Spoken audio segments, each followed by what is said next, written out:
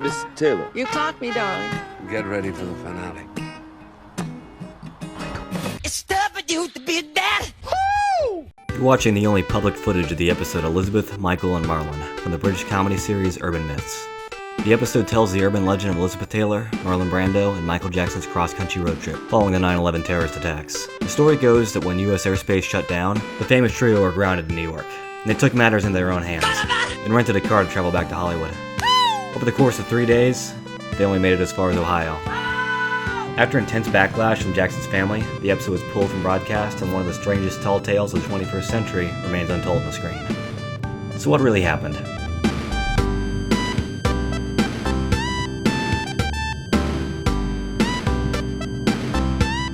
Let's start at the beginning and what we know is true. Go with the bear! Please welcome Michael Jackson and the Jacksons!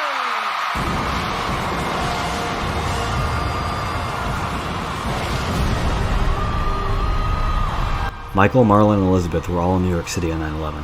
Michael was holding a 2-day 30th anniversary concert, the last of which was the night of September 10th. Taylor was his guest of honor, and Brando was invited to give a speech about Michael's humanitarian efforts. He got booed by a chorus of Hey Stellas and Godfather quotes. Godfather! The next morning,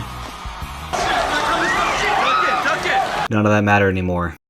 And here's where our story begins. Jackson's friend Corey Feldman confirmed that Michael was in a panic trying to secure a private jet and permission to fly out. As U.S. airspace was closed to any traffic, Michael had to find other means to return home. He, Brando, and Elizabeth Taylor escaped from New York and into New Jersey when Taylor suggested renting a car to drive back 3,000 miles home to L.A.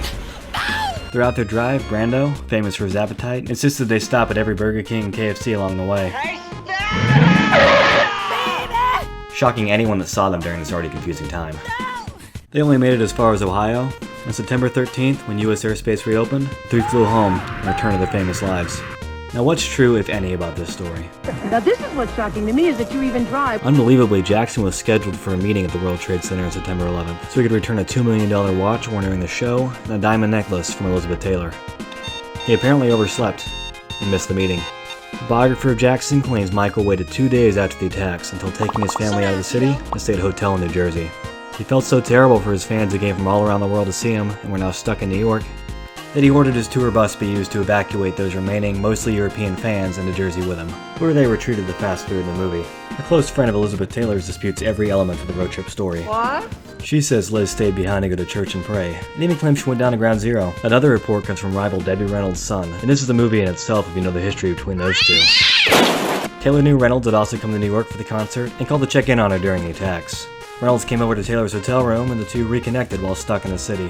After a couple days passed, Debbie realized she'd have to cancel her sold-out concert in San Diego that Saturday. U.S. airspace reopened at a limited capacity, and Elizabeth called her U.S. Senator ex-husband, securing them a private flight. They made the show, and Debbie joked this made up for Elizabeth destroying her first marriage. Reynolds' daughter, Carrie Fisher, actually played a role as herself in the Urban Myths episode, so it's unclear if any aspects of this story were going to be incorporated into their take on the road trip tale. What? The story from Marlon comes from a Jackson aide who was sent to check on him. Brando locked himself away in his New York City hotel room and replied, "I'm not going to come out of this room until the world ends." He was likely alone on September 11th, with nothing but a television set. The legendary road trip began 10 years later, after the last of the trio, Elizabeth Taylor, passed away. Vanity Fair published a retrospective on Taylor's life that included her 9/11 road trip with Michael and Marlon. So can any of this be proven? But that's not the point. What people like this story is these three live tall tales and urban legends every day. So as outrageous as it seems, it isn't outrageous for them. This hilarious urban legend was only possible during one horrible moment in history. Everyone felt helpless and afraid of what comes next. Even three of the most famous people on the planet. The thing I hear the most when I talk about Michael's road trip is, I don't care if this is real, I just want to know why it isn't a movie. And friends will begin pitching scenes. Liz spraying perfume in Marlon's KFC. Getting everything? You disgust me. The three having to share a motel room. What a dump! Yeah! And arguing over who gets what bed. Which leads to the big question, will there ever be a movie about this? That is the stupidest, craziest story I have ever heard. They tried a TV episode, and who knows if we'll ever see that. I mean, I'm a black American. I'm proud to be a black American. The episode was removed from the air after outrage from Jackson's daughter over a white actor playing her father. This is territory which is very sensitive. One has to determine whether this portrayal is going to be one that is going to be positive entertainment and not bring about division. Casting anyone as Michael Jackson is extremely difficult, and telling his story can be an even more dangerous game. Maybe we'll never see the story told on the screen. And if that's the case, anyone who knows about the trio can play at the movie in their mind. Marlon eats his 5th Burger King of the day, Elizabeth monologues about her 4th marriage, and Michael drives on to an uncertain America. For the first time focused on other things, and not obsessed with them. If only for a moment.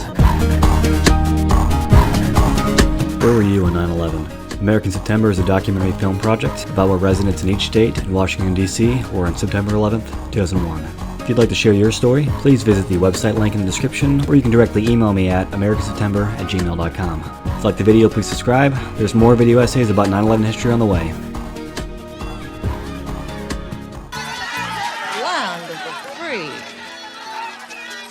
home of the weird.